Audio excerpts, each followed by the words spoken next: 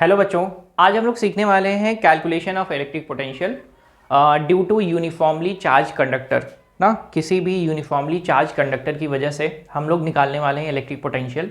ठीक है, तो बच्चों देखते हैं डेरिवेशन फटाफट। लेट करते हैं कि आपके पास कोई भी एक स्फीयर है,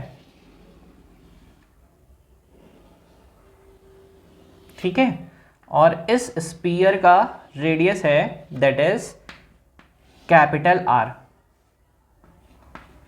ठीक है, इस स्फीयर का रेडियस कितना है? Capital R. ठीक, और अगर मैं इस कंडक्टर को चार्ज करता हूं, क्या करता हूं मैं? इसको चार्ज करता हूं तो क्या होगा? इसकी ये जो कंडक्टर है, कंडक्टर की प्रॉपर्टी क्या होती है कि जब भी हम इसको चार्ज करते हैं ना, तो चार्ज हमेशा डिस्ट्रीब्यूट हो जाता है ऑन इट्स सरफेस।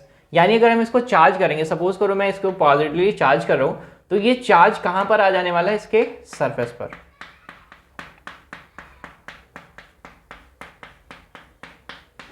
ठीक है, और मैं ये सपोज करता हूं कि ये चार्ज जो है ना, इसके सरफेस पर है कैसा? यूनिफॉर्मली डिस्ट्रीब्यूटेड है। ठीक है, तो इसके पास चार्ज है कितना? तो लेट करते हैं, लेट कंडक्टर हैव चार्ज है कितना? That is Q। ठीक है, इसके सरफेस पर चार्ज कितना है? दैट इज Q है। और अगर ये चार्ज है तो मैं इनके लिए अगर इसके लिए ना इलेक्ट्रिक फील्ड लाइंस डिफाइन करूं, तो पॉजिटिव चार्ज से फील्ड लाइंस कैसी होती है? रेडियली आउटवर्ड, यानी बाहर की तरफ। यानी मैं इस सरफेस के सरफेस पर अगर इलेक्ट्रिक फील्ड लाइंस को ड्रॉ करूं तो आपको कैसे मिलता है? वो कुछ मिलता है कुछ इस तरीके से, ये फील्ड लाइंस बाहर की तरफ। किसी भी पॉइंट पर आप देखेंगे तो आपको फील्ड लाइन मिलेगा कुछ ऐसा ही। ठीक है बच्चों, तो ये जो मैंने ये लाइन रिप्रेजेंट कर रखी है, ये लाइन किसको बताने वाली है? ये बताएंगी इलेक्ट्रिक फील्ड को। मैं ये बोल देता हूं कि ये लाइन रिप्रेजेंट कर रही हैं इलेक्ट्रिक फील्ड को। ठीक है, अभी ध्यान से समझते हैं। सबसे पहले मैंने आपको बोला कि मैंने एक कंडक्टर लिया है, कंडक्टर को मैंने चार्ज किया, तो चार्ज करेंगे तो चार्ज उसके पूरे के पूरे सरफेस पर ही चला जाता है। इसके अंदर आपको कोई भी एक्स्ट्रा चार्ज नहीं मिलता है, यानी जितने पॉजिटिव्स रहेंगे उतने ही निगेटिव्स रहेंगे इनसाइड द कंडक्टर। कंडक्टर के अंदर कोई भी एक्सेस अमाउंट ऑफ चार्ज नहीं है। ठीक, अब बात करते हैं हमें क्या कैलकुलेट करना है? हमें कैलकुलेट करना है इलेक्ट्रिक पोटेंशियल। ठीक है, अब इलेक्ट्रिक पोटेंशियल कहां कहां कैलकुलेट करना है? तो कंडीशन वन क्या होगी? जब भी कोई एक पॉइंट कंसीडर हम करें, कहां पर? Outside this conductor. कंडक्टर के कहां पर? आउटसाइड। सपोज करो मैं इससे कुछ डिस्टेंस पर कंसीडर कर रहा हूं एक पॉइंट यहां पर, और ये डिस्टेंस कितनी है? ये डिस्टेंस है आपके पास r। तो मैं ऐसा बोलूं कि condition one, when the distance from where we have to find electric potential is greater than that is this r। तो मैं ऐसा कंडीशन वन लिखने वाला हूं, when r is greater than capital R। Condition two कब हमें find करना है? उस कंडीशन पर फाइंड करना है जब आपके पास ये r जो है वो इक्वल टू हो जाए कैपिटल R के।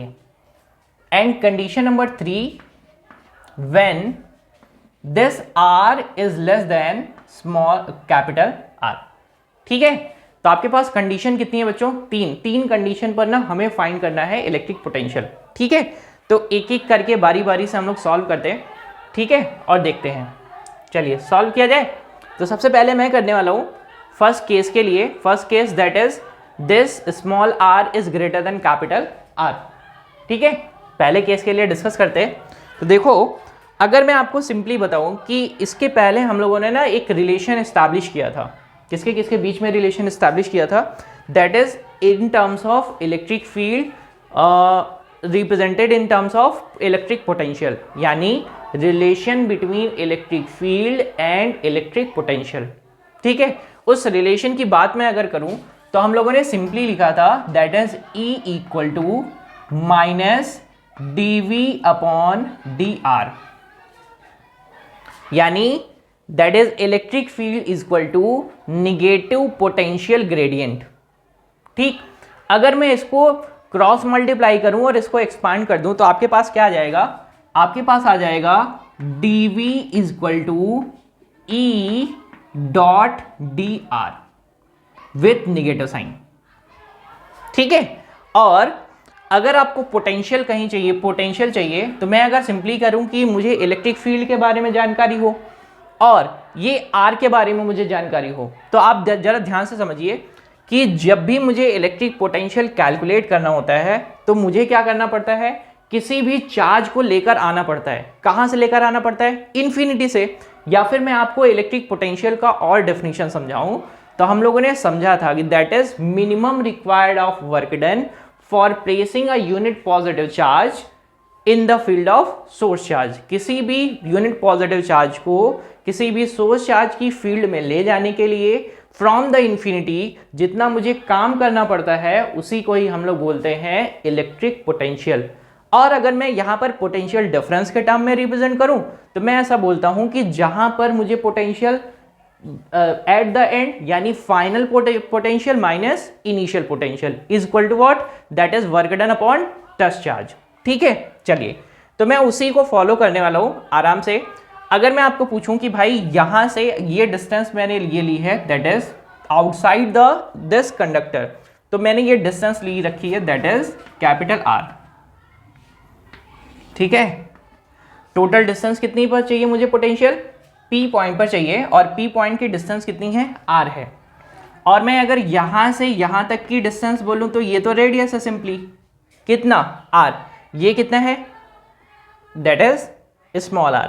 अब क्या करना है, सिंपली ना मुझे इलेक्ट्रिक फील्ड के बारे में पता होता है। इलेक्ट्रिक फील्ड के बारे में मुझे पता है क्या है कि अगर मुझे r डिस्टेंस पर इलेक्ट्रिक फील्ड चाहिए तो इलेक्ट्रिक फील्ड का सिंपली फॉर्मूला होता है कितना, दैट इज k चार्ज, जो सोर्स चार्ज जो कि प्रोड्यूस कर रहा है इलेक्ट्रिक फील्ड यानी q अपॉन जितनी डिस्टेंस है दोनों चार्जेस के बीच में दैट इज r स्क्वायर, यानी टेस्ट चार्ज और सोर्स चार्ज के बीच की जो डिस्टेंस है उसका स्क्वायर करना है।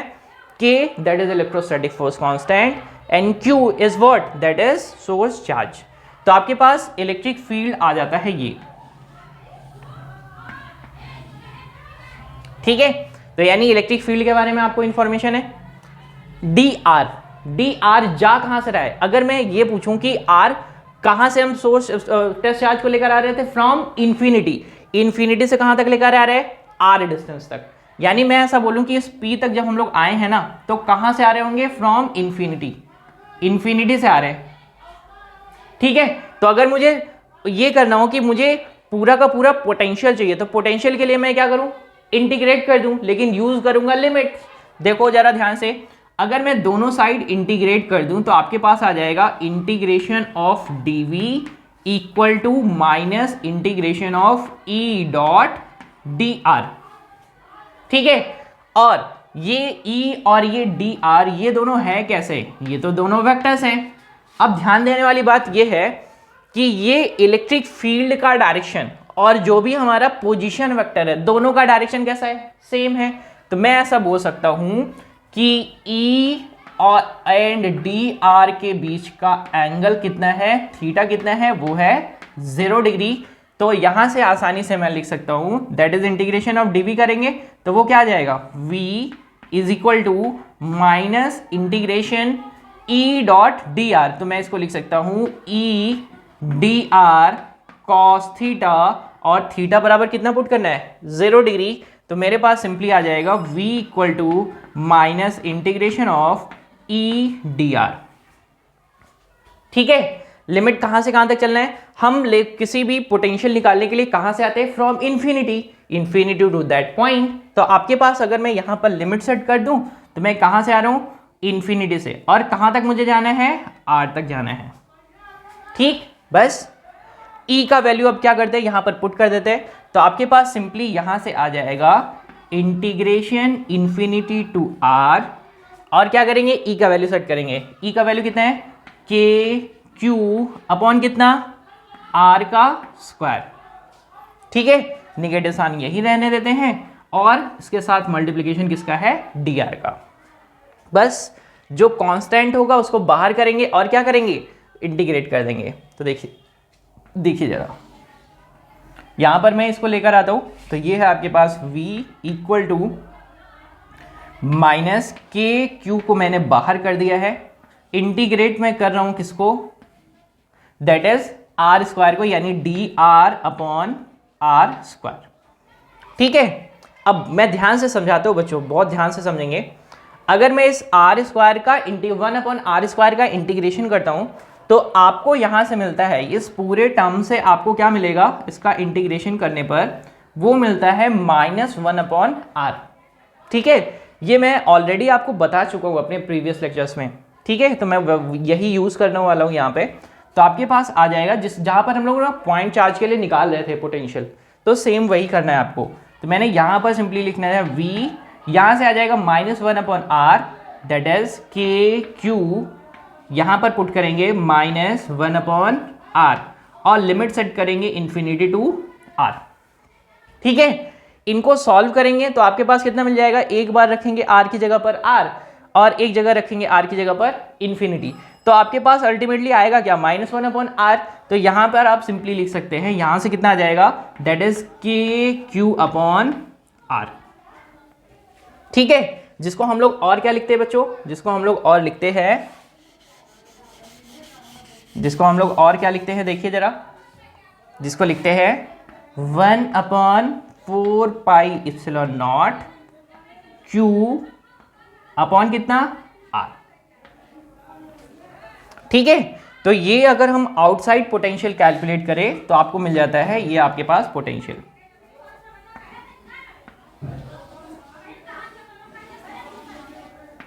ठीक है, चलिए बच्चों, अब बात करते हैं हम लोग ना, ये आउटसाइड के लिए निकाल लिया है, ध्यान देंगे आउटसाइड के लिए पोटेंशियल आपको कितना मिल गया है, दैट इज के क्यू अपॉन आर, जो आपको पॉइंट चार्ज के लिए मिलता है सेम वही। ठीक है, अब आ जाते हैं on the surface of conductor when r equal to r. तो आपको करना क्या है, सिंपल सा जो आपके पास फॉर्मूला है ना, अब आपको आर के बजाय कहां तक आना है, सरफेस तक आना है। तो आप क्या करेंगे, बस सिंपली ना इस आर की जगह पर किसको सेट कर देंगे, इस आर को सेट कर देंगे। तो यानी अगर मैं आप सरफेस पर बात करूं तो सरफेस पर बात करेंगे तो कितना आ जाएगा, देखो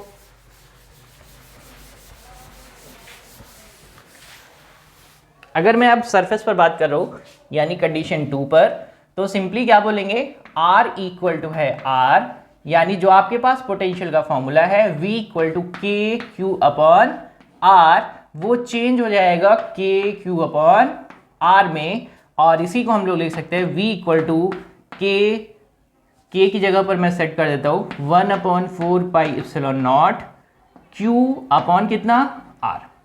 ठीक है, ये 1 भी हटा देता हूं यहां से, that is Q upon 4 pi epsilon naught into are.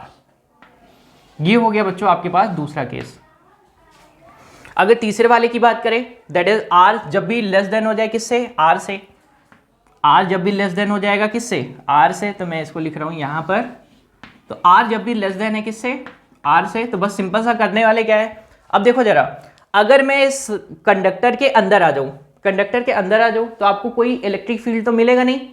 देखो जरा ध्यान से, यहां पर आप लोगों ने सॉल्व भी किया था, भाई चार्ज ही नहीं है तो इलेक्ट्रिक फील्ड किस बात का, ठीक है ना, चार्ज ही नहीं है इसके अंदर तो इलेक्ट्रिक फील्ड क्यों आएगा, गॉस लॉ से भी हम निकाल सकते हैं, आसान तरीके से समझ भी सकते हैं। तो आपके पास यहां पर मिल जाता है इलेक्ट्रिक फील्ड कितना, 0। अगर इलेक्ट्रिक फील्ड इक्वल टू 0 है तो हमारे पास फॉर्मूला क्या होता है, हमारे पास फॉर्मूला होता है E equal to minus dV upon dr, equal to कितना है यहां पर, 0।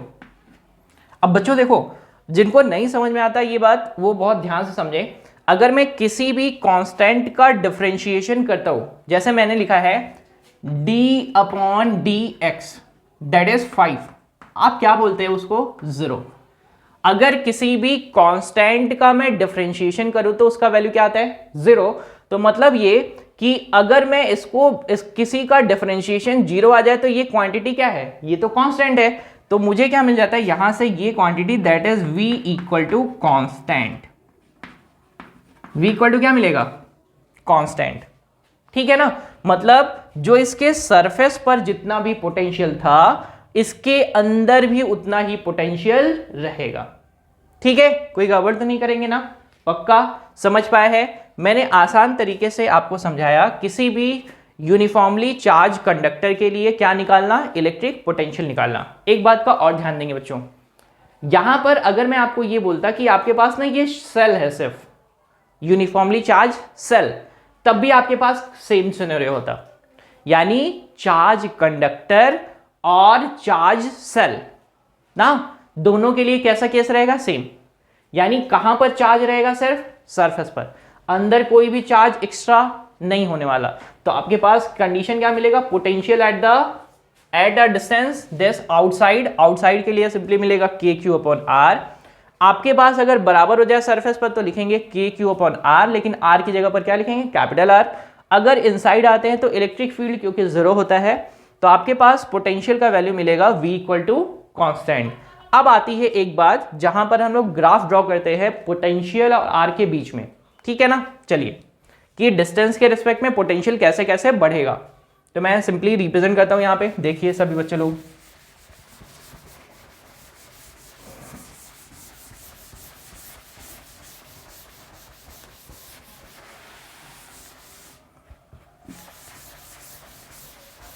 देखिए आपके पास सिंपली केस 1 के लिए है R is greater than R। उस केस में आपको पोटेंशियल मिला है V equal to K Q upon R, K Q upon R. यानी यहां पर मैं ये बोल सकता हूं V is directly proportional to 1 upon R। As R increases R decreases. अगर sorry it's a V increases so R decreases. अगर R इंक्रीज होगा तो V डिक्रीज होगा, ठीक है ना? सिमिलरली अगर एक बढ़ेगा तो एक घटेगा, ठीक। और केस 2 के लिए क्या बात किया है, when R equal to what, R। तो यहां पर पोटेंशियल क्या मिलेगा, that is V equal to K Q upon R। और अगर इनसाइड आ जाते हैं तो जो वैल्यू यहां पर सरफेस पर मिली है वही वैल्यू मिलने वाली, यानी यहां पर भी लिखेंगे V equal to K Q upon are. ठीक है, ग्राफ प्लॉट कर लेते हैं।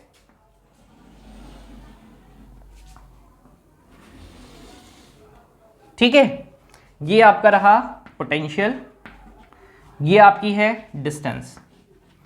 केस नंबर 1 तक, 1 2 3 तीनों को बात करते हैं। तो मैं ऐसा बोलता हूं ना कि यहां पर तक है ये सर्कल का, यानी ये है जो भी हमने सेल बनाया है वहां तक है इसके सरफेस, यानी सेंटर से कहां तक आ रहे हैं हम लोग, सेंटर से कहां तक आ रहे हैं, किसी भी सरफेस तक। सेंटर से कहां तक आ रहे हैं, सरफेस तक। तो वहां पर पोटेंशियल, यहां तक का आपको पोटेंशियल गिवन है, और वो पोटेंशियल आपको गिवन है कितना, दैट इज के क्यू अपॉन कैपिटल आर। इसके बाद क्या होता, पोटेंशियल आपका डिक्रीज हो रहा है, और ये ग्राफ आपको शो कर रहा है V proportional to 1 upon R।